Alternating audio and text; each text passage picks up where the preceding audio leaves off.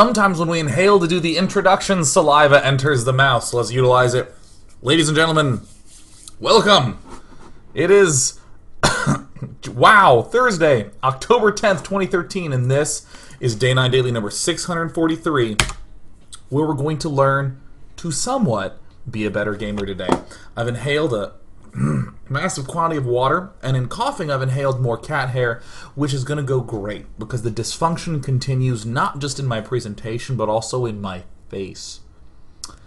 Tried to do this thing where I grew out a little bit of a beard, just playing with being a little bit furrier, seeing what that's like, and the wounds on the face are quite plentiful today. I look like I went hunting with Dick Cheney. Oh! That joke's not funny if you're of high school or early college age. That's kind of an old school reference. That's so good. I'm getting to the point where my jokes are outdated because I'm 27 years old. And in the gaming community, I'm an ancient dinosaur. In today's daily, we're going to do something a little bit chill, a little bit relaxed, a little bit easy. What we're going to do is watch some Protoss vs. Zergs from StarDust's point of view versus Nerchio. StarDust is one of the Protoss players who's just consistently quite innovative, not just in terms of cutesy, clevery build orders, but in terms of style. I did a daily on him a little while back where he was doing this huge upgrade heavy ground army push. Very unusual still in today's metagame and extremely effective, winning him a DreamHack championship. The thing that makes ground pushing so unusual, or just general ground-based play so unusual, is the Mutalisk. In StarCraft 2, there's one unit that can deal comfortably with the Mutalisk, and that's the Phoenix. And really not much else, like at all. It's pretty extreme. The Mutalisk does in fact have an answer, and it is the Phoenix, and there is pretty much no variety to that. So yeah, there you go. So the fact that he's able to discover a style that doesn't use Phoenixes... And when I say there's not other styles, I'm talking especially to you masters and below players. You know, at the ultra high levels, certainly you could probably rely a little bit more on the Blink Stalkerage, but once you get on up to, let's say, Platinum, Gold, this sort of range, you can't be clever with Blink Stalkers or Storm. You've got to get the damn Phoenixes because your opponent will just kill you. That's a little bit of a tangent to talk about why StarDust is such an unusual player. And what's fortunate for us is that Nerchio tends to play quite by the book and quite straightforwardly. So we're going to get the chance to see unusualness versus typicalness. And hopefully what will become of it is learning this. You guys are going to be little learnness monsters.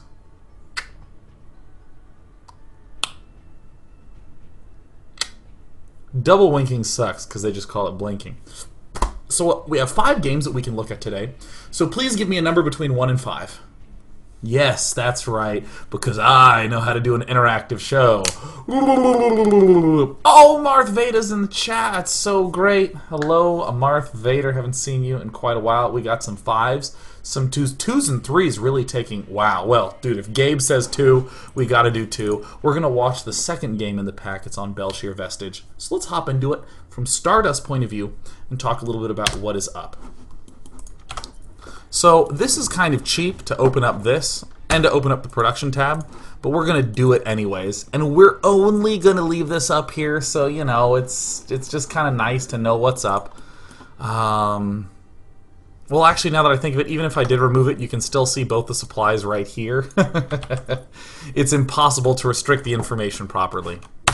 So let's look at this game from StarDust's point of view. Now, some of these games StarDust wins.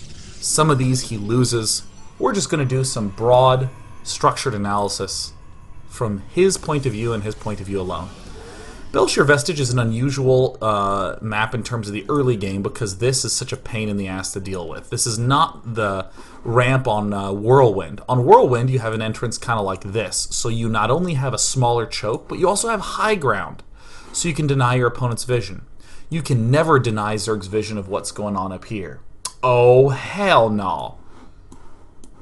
So many players like to opt for something a little bit Well, many players will say, well, geez, since this is so wide open, I just have to early expand purely because I need cannons up here to defend this size of choke. We also see many players going for gateway first openings on this map, but you best be warned, gateway first openings are terrifying on this map. There's a lot of difficulty. In fact, some Zergs will just preempt you by just derping out a fast pool. And I do say derping because it makes me sound condescending and more intelligent, which is always a purpose of the daily.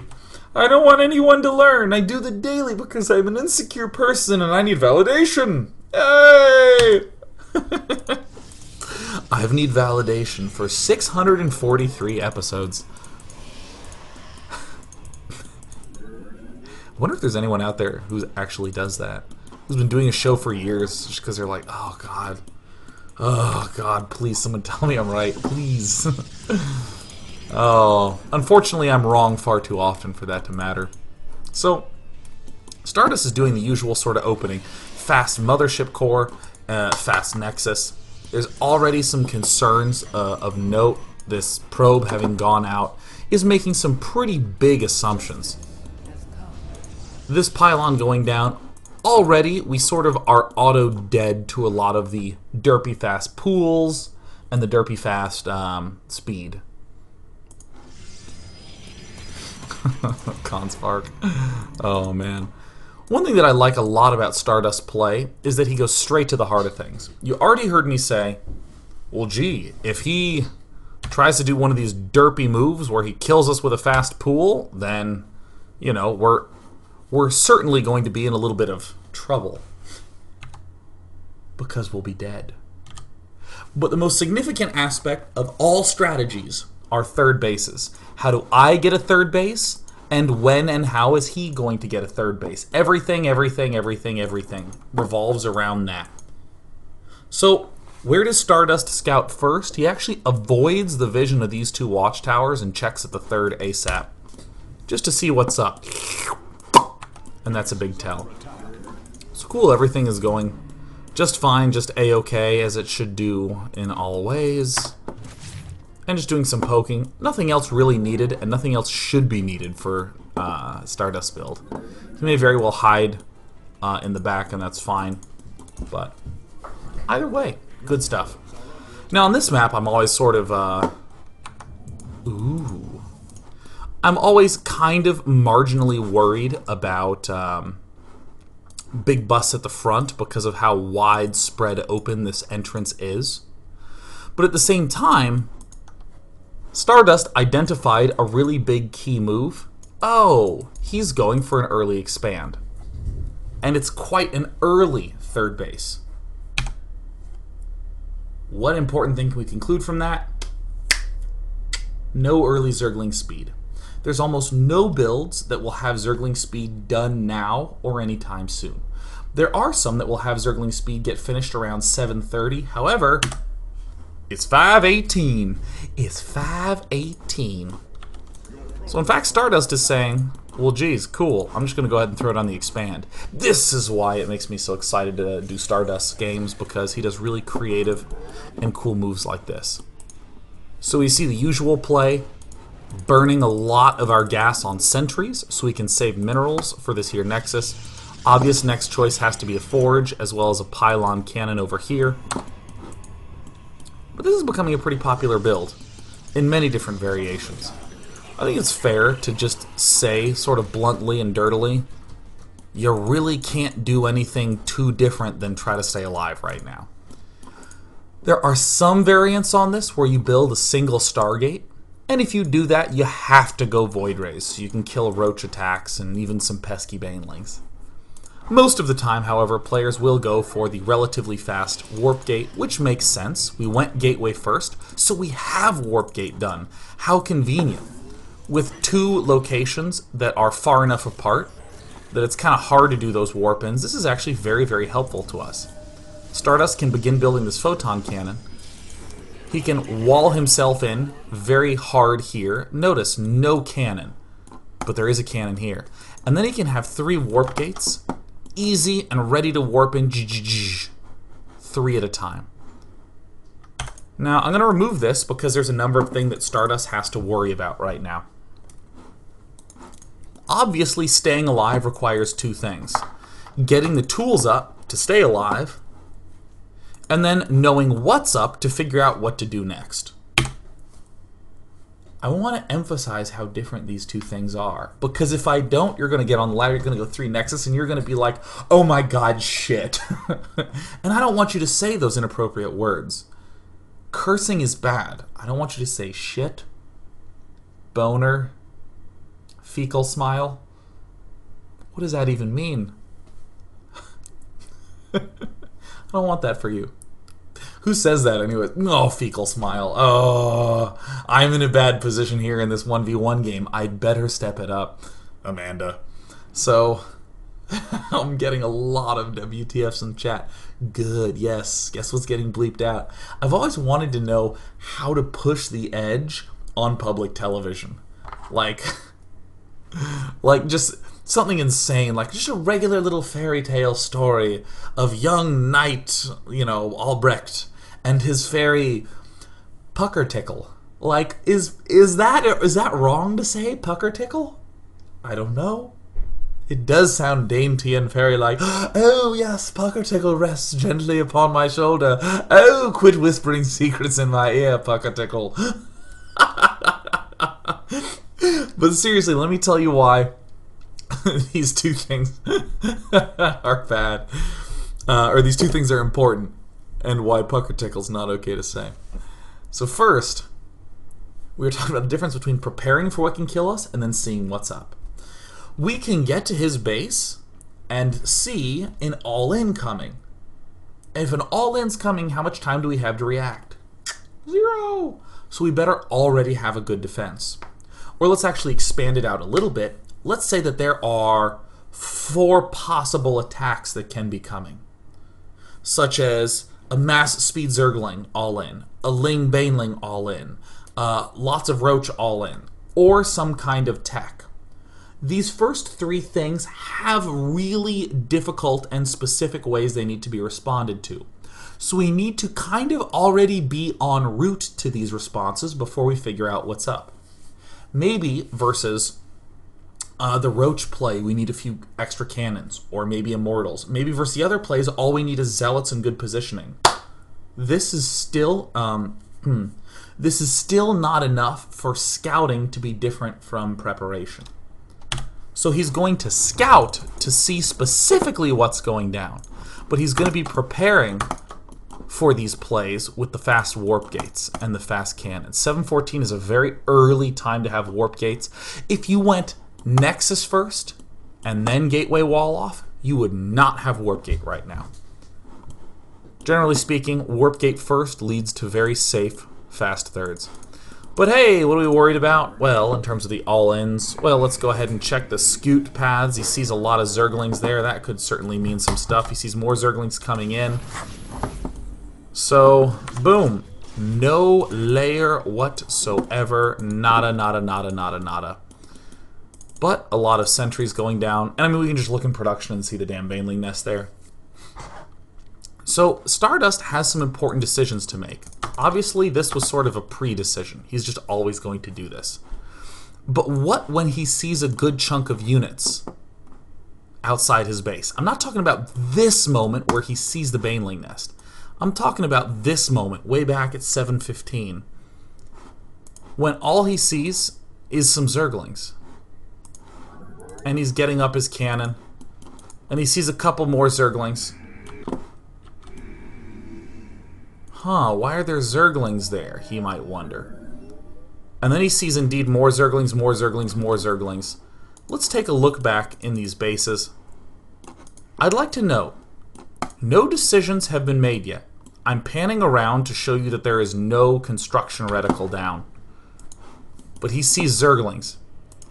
Twilight Council could mean any number of things, but now we're really starting to get the sense that StarDust is seeing a big push coming, so he's preparing for it. He's getting his wall off up. He's getting his he's getting extra zealots up at his expansion to deal with this mass number of Zerglings. He's trying to continue to protect in this wall off scenario. And I want you just to note how intelligently thought out this is. Remember how I said this Twilight Council could mean any number of things? Well, great. If my opponent is going for a big rush, what are his vulnerabilities? Well, he's not likely going to have a lot of detection. For one, he doesn't have layer for Overseers. And for two, we haven't gone Stargate, so he's not going to be expecting air. Almost no detection for this all-inning player. What would happen if, say, StarDust saw no early aggression? We can see that this Twilight Council tech, part of the build and the setup, has many branches that allow for perfectly reasonable follow-ups. Perhaps he goes Blink, and then goes 10-gate Blink play. Perhaps he begins just simply getting +2, and throws down a Robo and adds on more gateways. I mean, none of these are bad. But specifically in this situation, I really like that a lot. I think that StarDust is going to have a hard time staying alive against this at his third. I think this is a little bit late. I think the Mothership Core may have been in a little bit of an ambitious position. That's so scary. So StarDust is certainly in a bad position. I think Nerchio has been very intelligent with how he sets himself up. I sometimes wonder if that cannon, the expansion, also needs to be walled in with new gateways, or walled in with new structures, because then it's just so much safer. He has to spend a ton of energy to kill off additional structures around pylons. But here we have an extremely intelligent and reasonable choice. First, the DTs to distract and harass, while all the Blink Stalker play messes with his opponent. And I will say, I think that this is probably the most standard formation. 6 to 7 gates in a Robo with Blink. This is just always good. This always base race as well. It always fights reasonably. We have Robos for Immortals and Observers and etc. and etc. and etc. and etc. But as these arrive at the base, I mean, I know we have a little bit of a push coming on here. We can see that Nerchio is just not prepared for this at all. Like, not in the slightest. And why 3? Because there's 3 discrete locations that StarDust can go hit. So this is just a nice, cool little play. Really weird build, really cool maneuvering. I'm not a huge fan of Warp Prism here. Actually, that's not true. I'm a fan of it from like an observer and cool and sexiness perspective, but I don't think there's anything wrong about just going for an Immortal here. I don't look at this situation and go, oh yeah, you really need Warp Prism play in there. This is just generally good and sexy play. I personally think that going straight up for... ooh, man, that was lucky. I think going straight up and directly into a Blink Stalker play makes a lot of sense. Blink Stalker Immortal. And etc., of course. And now, another move that I've been seeing a lot of Protoss players do is if they have a play that targets queens, they just send out the Mothership Core and pick up 3 or 4 extra kills with it. Of course, you have to be safe at the front. Where's this other little move? Just getting Colossus up like 1 or 2. Get out of there, StarDust! Get out of there! So that's just embarrassing, having to recall. In fact, there's 2 humiliation mechanics for Mothership Core. One is recalling back home when you're about to die. The second one is time warping uselessly to delay a single queen before you go back home and die. So StarDust has this Warp Prism available. It's a nice tool to be able to extend the value of the Dark Templar. But by and large, Blink Stalker, Colossus, or Blink Stalker Immortal, it's just a solid composition. Don't forget that we did get an early Twilight Council, so we do have the extra +2. But this is just pure defense mode right now for Protoss. All StarDust can really hope to do, after everything that's transpired, is just defend until he can get up enough of the money force. Zealots for the drop are great. I'm not a fan of Dark Templar at all for the drop, because Dark Templar are very easy to just mess up. You warp in, maybe it works, maybe it doesn't, but you're taking gas away from Colossus and Stalker, which is really your core force. I do kind of like Stalker, Sentry, Immortal, just a pinch more. You can do a little bit more with it. Oh my god, no cancel. I didn't see that first time I saw this. And the Daku Tempula kill off the money stuff, and the warpin's always going to be good. So despite this kind of crazy opening, StarDust got himself into a nice position with these Dark Templar, forced his opponent to be a little bit defensive, and then is just going to roll in with his very standard-looking Colossus and Stalker force. Stalkers to pick off the Corruptors, which they one-shot calmly. And there's always been the opportunity to expand throughout this entire period of time. I think that this was a really nice game, a really clean example of a well-thought-out opening up to this point.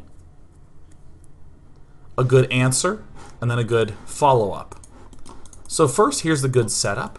We saw the 1 gate early expand. Oh, did you go fast, Expo Zerg? Well, you can't have speed, so I'm going to expand.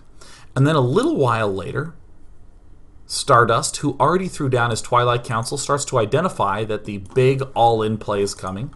Why? Because he sent a hallucinated Phoenix and saw a finished Baneling Nest. Whoa! He used this information to get a fast Dark Shrine. Really slick play, because what answer does this all-inning player have? Just a great play from StarDust. Really, really clever. And even though he lost this expansion, as we zoom ahead to the 10-minute mark, he knows that he is going to be up against a Ling heavy and likely to be either Roach or Hydra heavy force. What is he not going to be up against? He's not going to be up against a big mass Muta play. I mean, if Nerchio did try to go mass Muta, he'd probably have like 7 Mutas, and we can just kill him with only Gateway units. So this choice to go Robo Facility makes a ton of sense. He's going to be going for the Colossus, because either you have a lot of Lings, or you're going Ling Hydra, or Ling Roach.